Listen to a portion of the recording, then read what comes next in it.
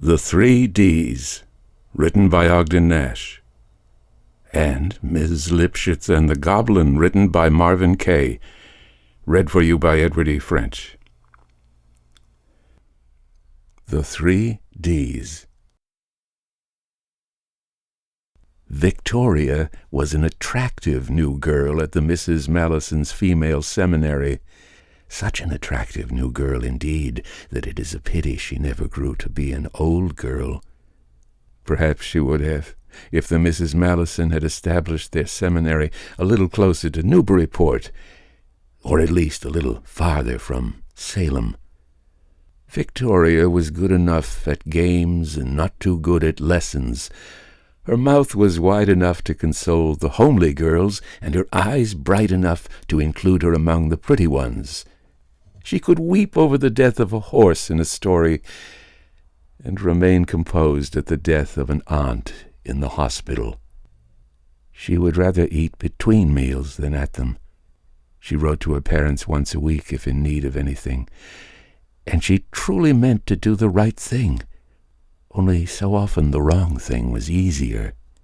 In short, Victoria was an ideal candidate for the 3Ds, that night-blooming sorority which had, like the Sirius, flourished after dark for many years, unscented by the precise noses of the Mrs. Mallison. So felt the 3Ds, so felt Victoria, and the only obstacle to her admission lay in the very title of the club itself, which members knew signified that none could gain entrance without the accomplishment of a feat of daring, deadly, and done never before. Victoria was competent at daring feats, unsurpassable at deadly feats. But where was she to discover a feat done never before? Of the present membership, Amanda had leapt into a cold bath with her clothes on. Miranda had climbed the roof in her nightgown to drop a garter snake down the Mrs. Mallison's chimney. Amelia had eaten cold spaghetti, blindfolded, thinking it was worms. And Cordelia had eaten worms, blindfolded, thinking they were cold spaghetti. What was left for Victoria? It was Amanda who, at a meeting of the steering committee, wiped the fudge from her fingers on the inside of her dressing gown and spoke the name of Eliza Catspaw. Who was she? Asked Miranda, pouring honey on a slice of coconut cake. A witch? Said Amanda. She was burned, said Amelia. Hanged, said Cordelia. And she couldn't get into the churchyard, so they buried her in the meadow behind the old slaughterhouse, said Amanda. The gravestone is still there, said Amelia. Oh, bother, the cake's all gone. Never mind, I'll eat caramels. There's writing on it, too, said Cordelia, who was not hungry. But you can't read it in the daytime. Only by moonlight. I'd forgotten how good currant jelly is on marshmallows, said Amanda. The 3Ds must tell Victoria about Eliza Catspaw. Late the next evening, Victoria took her pen in hand. Dear Father and Mother, she wrote, I hope you are well. I am doing well in algebra. But Miss Hattie is unfair about my French irregular verbs. I'm doing well in grammar, but Miss Mettie has chosen me to pick on. Dear Father, everybody else's father sends them $1 every week. I have lots of things to write, but the bell is ringing for supper. Lots of love, your loving daughter, Victoria.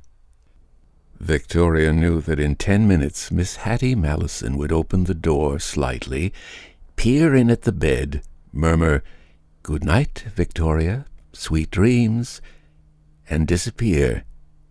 It took Victoria 7 minutes to construct a dummy out of a mop, a nightgown, and several pillows and blankets. As she lowered herself to the ground, she heard the door open, heard Miss Hattie's murmur, heard the door close. The soaring moon ran through Victoria as she marched, as she skipped, as she pranced toward the old slaughterhouse. She had for company her high moon spirits and her long shadow, the shadow which was a Victoria that no Miss Malison could ever cage.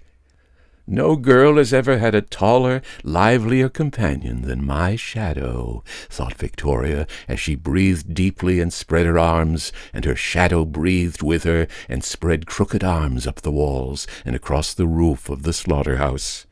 The moon grew brighter with each burr that Victoria struggled against on her way across the meadow that had been abandoned to burrs, the meadow where no beasts fed, the meadow where Victoria's shadow strengthened at each proud and adventurous step. Where the burrs grew thickest, where her loyalty to the 3 Ds wore the thinnest, she came upon the gravestone. How hard the moon shone as Victoria leaned against the crooked slab, perhaps to catch her breath, perhaps to stand on one foot and pluck the burrs off. When the stone quivered and rocked behind her, and the ground trembled beneath her feet, she bravely remembered her purpose, that at midnight, in the moonlight, she was to prove herself a worthy companion of Amanda and Miranda, Amelia and Cordelia. Unwillingly she turned, and willfully she read the lines which the rays of the moon lifted from the stone so obscured by rain and moss. Here waits Eliza Catspaw. Who touches this stone on Moonlight Meadow shall live no longer than his shadow. The job of memorizing was done. The initiation into the 3 Ds handsomely undergone. Gracious, is that all there is to it? Thought Victoria, and set out for the seminary. It was natural that she should hurry. So perhaps it was natural that she did not miss the exuberant shadow which should have escorted her home. The moon was bright behind Victoria. Who can tell how she forgot there should have been a shadow to lead the way? But there was no shadow. Her shadow had dwindled as she ran, as though Victoria grew shorter, or perhaps the moon grew more remote. And if she did not miss her shadow, neither did she hear or see whatever it may have been that rustled and scuttled past her and ahead of her. I hope my dear little dummy is still there, thought Victoria as she climbed through the window. I hope Miss Hattie hasn't been unfair and shaken me. She tiptoed across the room in the dark to the bed and bent to remove the dummy. But as she reached down, the dummy, which was no longer a dummy, reached up its dusty fingers first.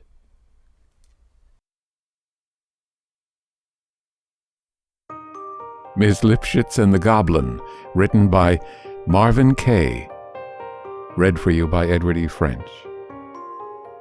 Lipshutz. Daphne A. Ms. Age 28. Height 5'2", weight 160 pounds, must wear corrective lenses, had frizzy brown hair, buck teeth, and an almost terminal case of acne. Though her mother frequently reassured her she had a very nice personality, that commodity seemed of little value in Daphne's quest for the perfect mate. According to Daphne A., for Arabella Lipshutz, the perfect mate must be 30, about 5'9" in height, weigh approximately 130 pounds, have wavy blonde hair, first preference, white teeth, a gentle smile, and peaches and cream complexion. He must like children and occasional sex, or, if necessary, the other way around. Daphne's quest for the perfect mate was hampered by her job as an interviewer, 2nd grade, for the state of New York, Manhattan Division of the Labor Department's Upper West Side office of the Bureau of Unemployment. The only men she met there were sour-stomached married colleagues or the people she processed for unemployment checks. And them, her mother cautioned, you can do without. Who'd buy the tickets? Tip the cabbie, smear the head waiter, pick up the check. Miss Lipshutz worked in a dingy green office around the corner from a supermarket. To get there, she had to take a southbound bus from the Bronx, get off at 90th and Broadway, and walk west past a narrow, dark alley. Next to it was a brick building with a doorway providing access to steep wooden stairs that mounted to her office. The stairs were worn smooth and low in the middle of each step by innumerable shuffling feet. Daphne noticed that unemployed feet frequently shuffle. Late one October afternoon, just before Halloween, Miss Lipshutz was about to take her final coffee break of the day when an unusual personage entered the unemployment bureau and approached her window. He was 6 feet 8 inches tall and thin as a breadstick. There were warts all over his body, and the color of his skin was bright green. Miss Lipshutz thought he looked like the Jolly Green Pickle, or an elongated cousin of Peter Pane. He was certainly the ugliest thing she had ever set her soulful brown eyes on. Leaning his pointy elbows on her window shelf, the newcomer glanced admiringly at her acne-dimpled face and asked whether he was in the correct line. He addressed her as Miss. Bridling, Daphne told him to address her as Ms. The tall green creature's eyebrows rose. "Ms.?"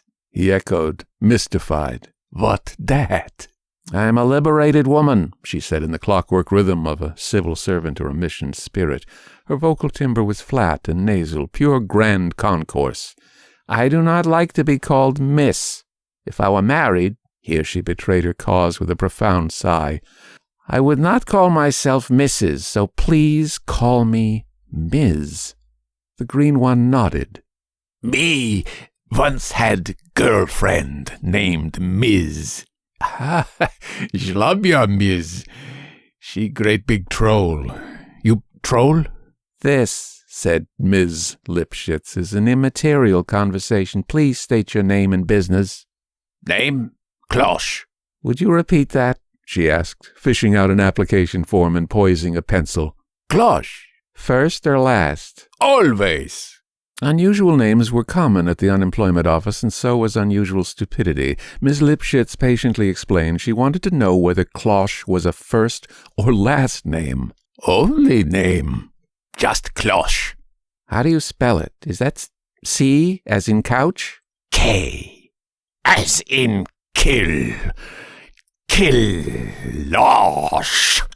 "Kindly lower your voice," she said mechanically. "I presume you wish to apply for unemployment checks?" Spreading his warty hands, the big green thing grinned. "Klosh not come to count your pimples, Miss." Not realizing the remark was meant flirtatiously, Daphne, who was extremely sensitive about her acne, took offense. "That was a cruel thing to say." "How come?" Klosh was puzzled. "Me no understand. Klosh like pimples. You lots cuter than Zhlobya the troll." Daphne, not very reassured, found it wise to retreat into the prescribed formulae of the state of New York for dealing with an unemployment insurance applicant. "Now," she began, "Mr. Klosh." He waved a deprecatory claw. "No, mister."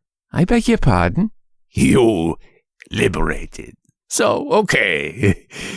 Klosh liberated too.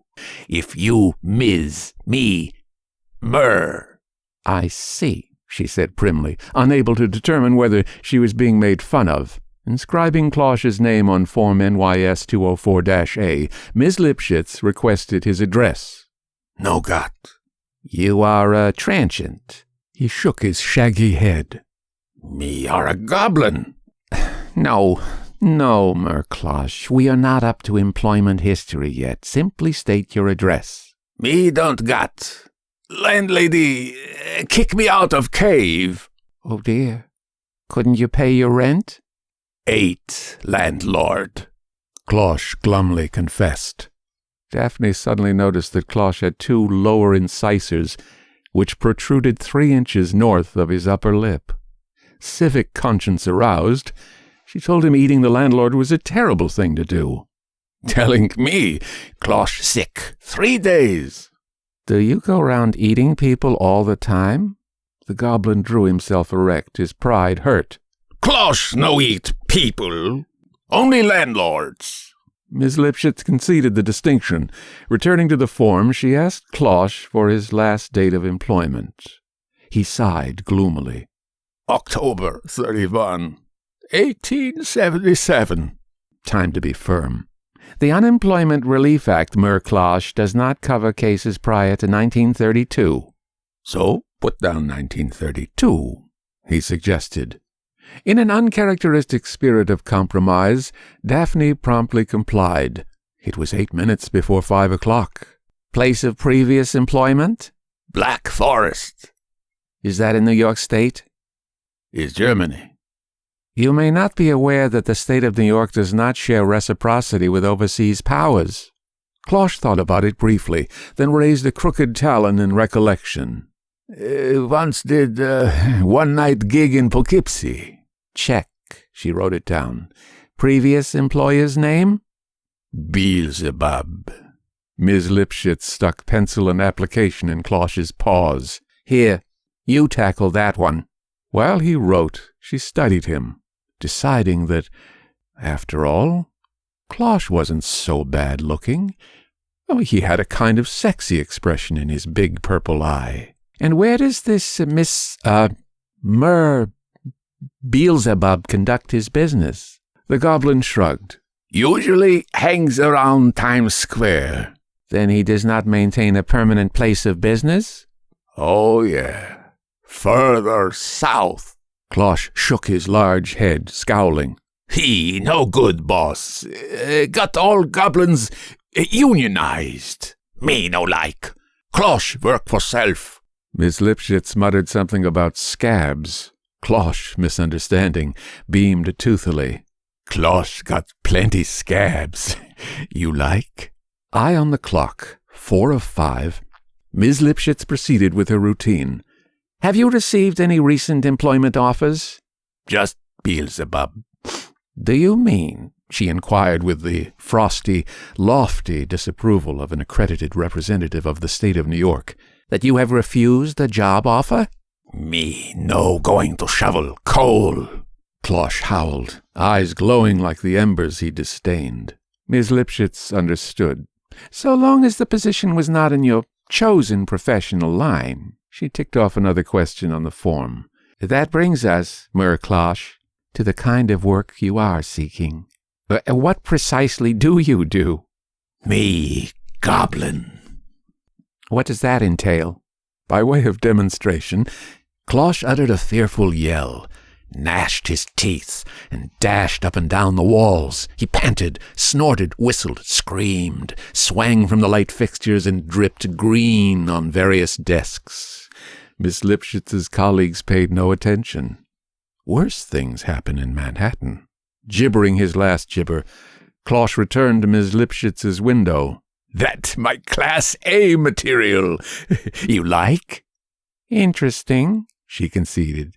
Do you get much call for that sort of thing? Plenty work, once. Double time during the day.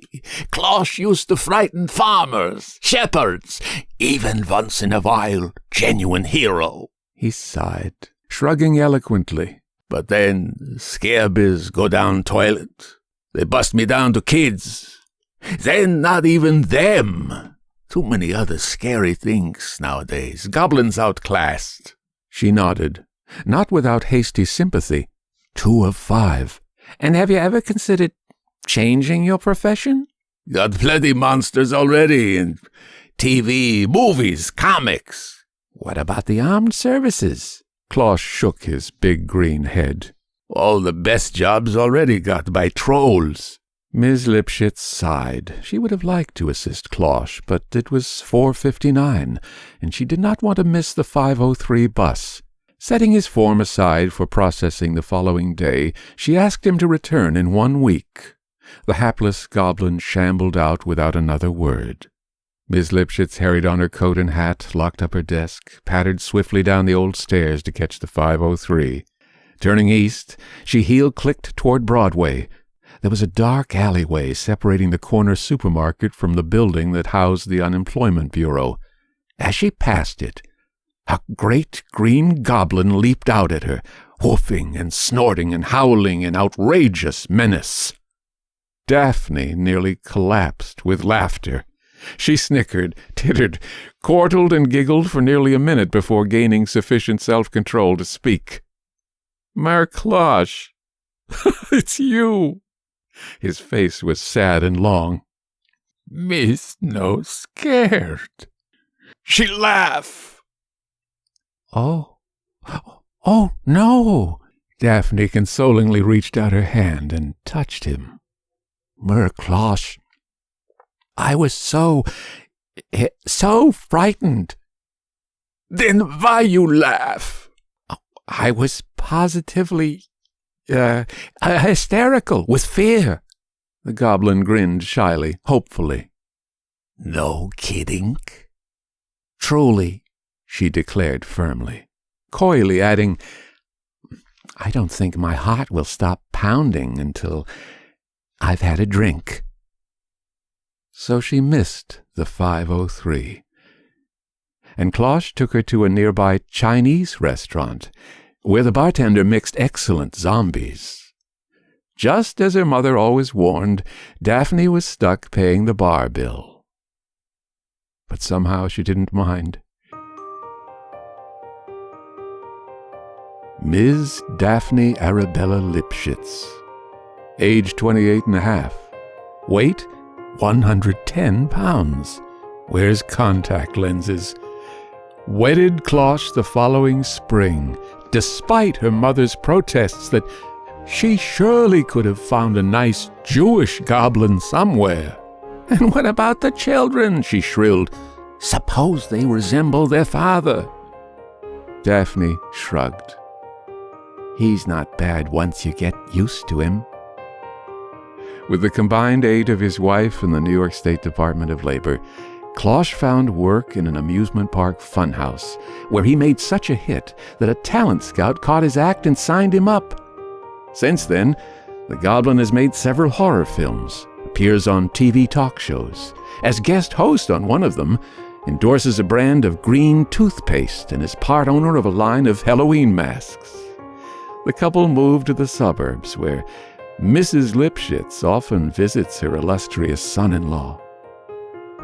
The only unfortunate result of their marriage is that it has worked wonders with Daphne's complexion. But Klosh is too considerate to mention his disappointment. This recording is copyright 2024 by Edward E. French. All rights reserved. Inquiries are welcome at email edwardfrench06@hotmail.com. That's edwardfrench06@hotmail.com. We're on the interweb every sinister Saturday on the Fiction Fantastique channel. 5 p.m. Karloff time. 7 p.m. Sinful Central Time. And 8 p.m. East Coast Time. If you haven't already, why don't you subscribe to our channel? That's www.youtube.com/French Edward 06. Good night. Pleasant dreams.